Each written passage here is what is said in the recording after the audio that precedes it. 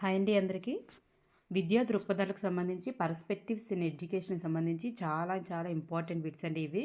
అన్నీ కూడా match the followings ఇట్లా ఉంటాయి. దయచేసి ఇవి మాత్రం మిస్ అవ్వద్దు, చివరి వరకు చూడండి. ఇక్కడ మనం ఫస్ట్ బిట్ మనం చూసుకుందాం. ఇవి 4 వీడియోస్, ప్లేలిస్ట్లోకి వెళ్ళి చూడండి. 4 వీడియోస్ కూడా మీకు చాలా ఇంపార్టెంట్ అయిన వీడియోస్ అనమాట ఇవి. ఇక్కడ ఫస్ట్ బిట్ మనం చూసుకున్నట్లయితే విద్య ఉమ్మడి జాబితా అనేటటువంటిది ఏ రాజ్యాంగ సవరణ తెలియజేస్తుంది? ఇక్కడ 42వ రాజ్యాంగ సవరణ మనకి విద్య ఉమ్మడి జాబితా గురించి తెలియజేస్తుంది. మరి విద్యా హక్కు గురించి తెలియజేసేది 86వ రాజ్యాంగ సవరణ. మరి పూర్వ ప్రాథమిక విద్య గురించి తెలియజేసేది ఆర్టికల్ 45. పూర్వ ప్రాథమిక విద్య గురించి తెలియజేసేది ఆర్టికల్ 45. మాతృభాషలోనే బోధన సాగించాలి అని చెప్పేది ఆర్టికల్ 350A. ఓకేనండి. నెక్స్ట్ వన్ బౌద్ధ విద్యా విధానంలో పాఠ్య ప్రణాళికలో లేని అంశాలు ఏమిటి? ఇక్కడ పాఠ్య ప్రణాళికలో బౌద్ధ విద్యా విధానంలో ఇవన్నీ కూడా ఉంటాయి. ఆ జ్యోతిష్యము అనేటటువంటిది మనకు ఉండదు. నెక్స్ట్ ఈ ఇంటి పని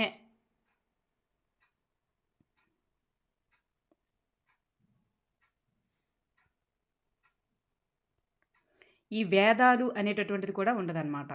వేదాలు అనేది ఉండదు, ఈ జ్యోతిష్యం అనేటటువంటిది ఉండదు. మనకి వేదాలు అనేది వేద విద్యలో ఉంటుంది, జ్యోతిష్యం అనేది కూడా మనకి ఉండదు. ఈ వ్యవసాయము, వ్యాకరణము, చిత్రకళ, నూలు తీయడం, అలాగే ఆయుర్వేదము, పని విద్య, శరీర ధర్మశాస్త్రం ఇవన్నీ కూడా బౌద్ధ విద్యా విధానంలో ఉంటాయన్నమాట. నెక్స్ట్ వన్ మెకాలే మినిట్స్ సంబంధించి ఏముంటుంది? మెకాలే మినిట్స్కి సంబంధించి కీ పాయింట్ మనకి అధోముఖ వడపోత సిద్ధాంతం. అబ్జర్వేషన్స్ అనే పుస్తకం గురించి తెలియజేసేది చార్లెస్ గ్రాంట్. అబ్జర్వేషన్స్ అనేది చార్లెస్ గ్రాంట్కి సంబంధించింది. మరి వుడ్ అనేటటువంటి నివేదిక ప్రకారం మనకి ప్రైవేటు పాఠశాలలకు గ్రాంట్ ఇన్ ఎయిడ్స్ అనేవి మంజూరు చేయమని చెప్పారు. అలాగే హంటర్ కమిషన్ ఏం తెలియజేసింది? మనకి స్వదేశీ పాఠశాలల గురించి తెలియజేసింది. మరి లార్డ్ కర్జన్ 1905లో మనకి విశ్వవిద్యాలయ చట్టం అనేటటువంటిది తీసుకురావడం జరిగిందనమాట. విశ్వవిద్యాలయ కమిషన్ అనేటటువంటిది 1902, చట్టం అనేది 1905. నెక్స్ట్ వన్ క్రింది వానిలో సరి అయినటువంటి జతలను గుర్తించండి. ఇక్కడ చూసుకున్నట్లయితే హంటర్ కమిషన్ ఎప్పుడు? 1982. మరి హట్టాక్ కమిటీ సేమ్ ఆర్థిక మాంద్యం ఆ ఇయర్లోనే 1929.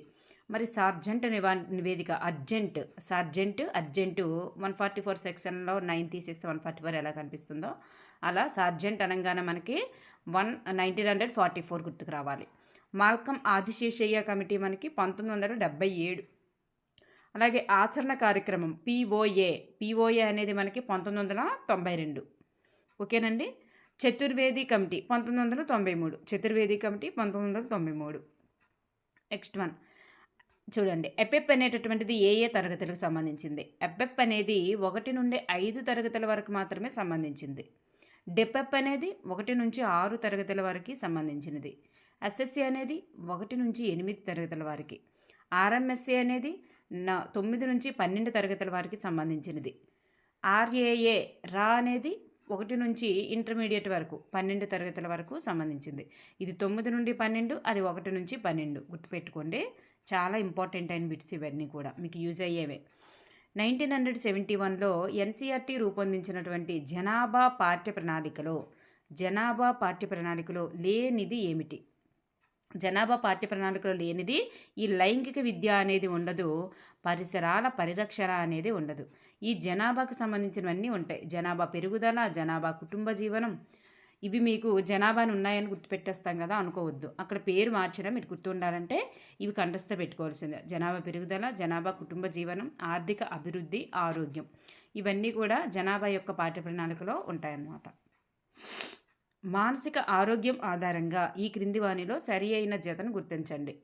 మానసిక ఆరోగ్యం ఆధారంగా మరి మనకు చూస్తే మిత స్థాయి అంటే మనకి 50 నుంచి 70 అన్నమాట. మితం అంటే 50 నుంచి 70. తక్కువ స్థాయి మానసిక వైకల్యం అంటే తక్కువ స్థాయి మానసిక వైకల్యం అంటే 30 నుంచి 50 మధ్యలో. మరి తక్కువ స్థాయి మానసిక వైకల్యం, స్వల్ప స్థాయి, ఇది స్వల్ప స్థాయి, ఇది తక్కువ స్థాయి. మరి ఇక్కడ తక్కువ స్థాయి మానసిక వైకల్యం అనేసి అంటే ఇక్కడ 20 నుంచి 30 వరకు.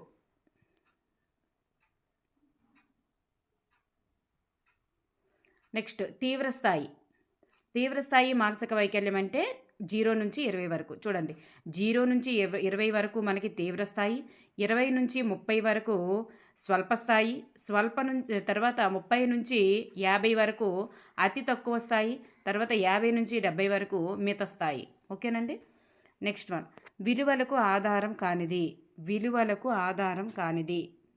మనకి ఇక్కడ ఈ కాలము అనేటటువంటిది విలువలకు ఆధారం కాదు. ఇవన్నీ కూడా విలువలకు సంబంధించిన ఆచార సాంప్రదాయాలు కానీ, మతము కానీ, తత్వశాస్త్రం కానీ, రాజ్యాంగము కానీ, మరి విజ్ఞాన శాస్త్రం కానీ, ఇవన్నీ కూడా విలువలకి ఆధారమైనటువంటివి అన్నమాట. నెక్స్ట్ వన్, జాతీయ పాఠ్య ప్రణాళిక చట్టం 2005 NCF 2005 పేర్కొన్న అభ్యసన ప్రక్రియలలోని అంశాలలో లేనిది. మరి విషయాన్ని అర్థం చేసుకోగలగడం, మరి అమూర్త ప్రత్యయాల ద్వారా ఆలోచించగలగడం, మూర్త ఆలోచన చేయడం అంటే కళ్ళెదుట కనిపించిన వాటి కోసం ఆలోచించడం, మరి తెలుసుకున్న దాన్ని మనసులో పదిలపరుచుకోగలగడం, మరి పని చేయగలగడం, ఇవన్నీ కూడా. మరి మూర్త ఆలోచన చేయడం అనేటటువంటిది మాత్రం మనకు కాదు. ఎందుకంటే మూర్తతో పాటు అమూర్త ఆలోచన కూడా చేయగలగాలి. మూర్త మాత్రమే కాదు, అమూర్త ఆలోచన కూడా చేయగలగాలి. కాబట్టి మనకి ఇక్కడ సి అనేటటువంటిది కాదనమాట. నెక్స్ట్ వన్, క్రింది వానిలో వేద విద్య యొక్క లక్ష్యాలలో లేనిది. ఇవి ఇప్పుడు మనం చూస్తే ఇవి ఉండవు. దుఃఖ నివారణ అనేది మనకి బుద్ధుడికి సంబంధించిందనమాట, బౌద్ధ విద్యకు వస్తుంది. మరి ఈ నూతన విజ్ఞానం అనేటటువంటిది కూడా వేద విద్యలో ఉండదు. ఈ మోక్ష సాధనకు దారి చూపడం, వేదాల గురించి తెలుసుకోవడం, శీల నిర్మాణం, ఈ 3 కూడా వేద విద్య యొక్క లక్ష్యాలు అవుతాయి. ఈ దుఃఖ నివారణ, నూతన విజ్ఞానం అనేది అవ్వదన్నమాట. నెక్స్ట్ వన్, క్రింది వాటిలో సరి అయిన జతను గుర్తించండి. Francis Xavier Saint Ann's college స్థాపన. మరి జిగెన్ బాల్గ్ అనేటటువంటి వ్యక్తి ఉపాధ్యాయ శిక్షణా కళాశాలను స్థాపించారు. మరి స్కావర్జ్ అనేటటువంటి వ్యక్తి ఆంగ్లో ఇండియన్ పాఠశాలను స్థాపించారు. మరి ఎన్ఎన్ లా అనేటటువంటి వ్యక్తి promotion of learning in India అనేటటువంటిది ఆయన బుక్ రచించారనమాట.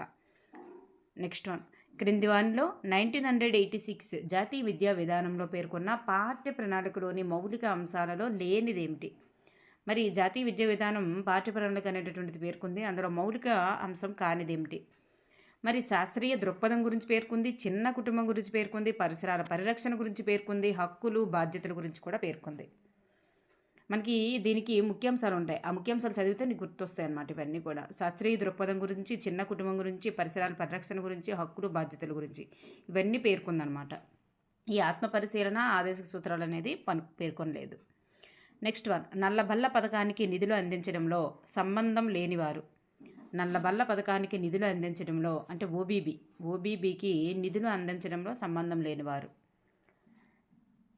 మరి ఇక్కడ ఇగోండి ఈ 2 అయితే మనకి ఇక్కడ సంబంధం ఉండదు. ఈ కేంద్ర ప్రభుత్వం 48 వాటా, రాష్ట్ర ప్రభుత్వం 42 వాటా, జేఆర్ఐ అన్నమాట 10% వాటా.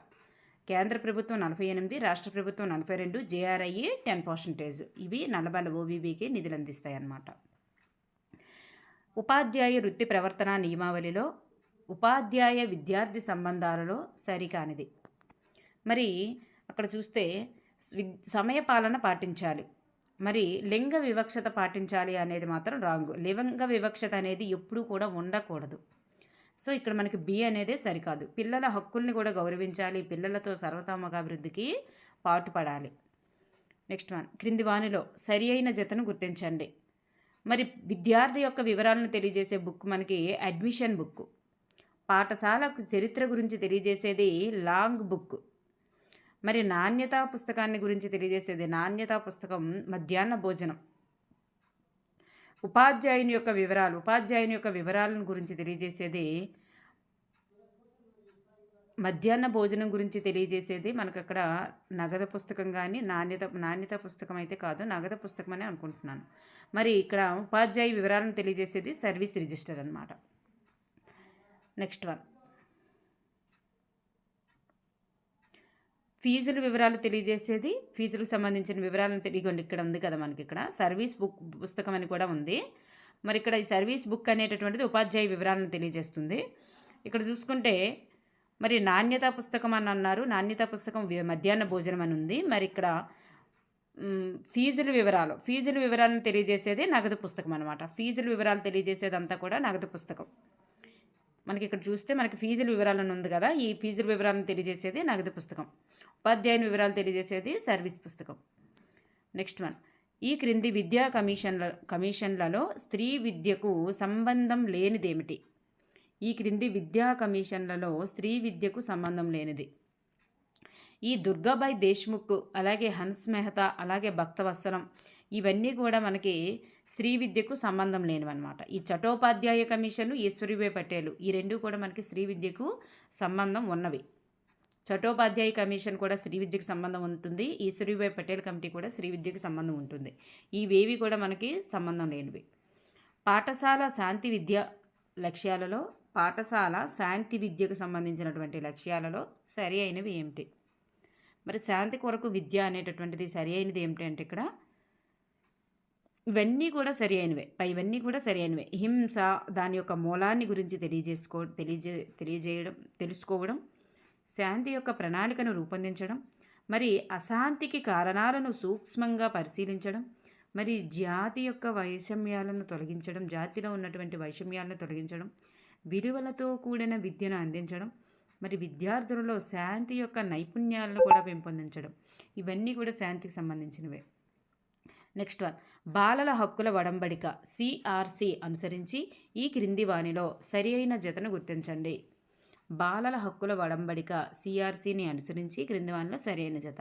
మరి జీవించే హక్కు అనేటటువంటిది 5, విద్యా హక్కు 28, మరి సామాజిక భద్రతా హక్కు 26, అలాగే ఆర్థిక దోపిడీ నుండి రక్షణ 32, అలాగే వికలాంగ పిల్లల యొక్క హక్కు 23.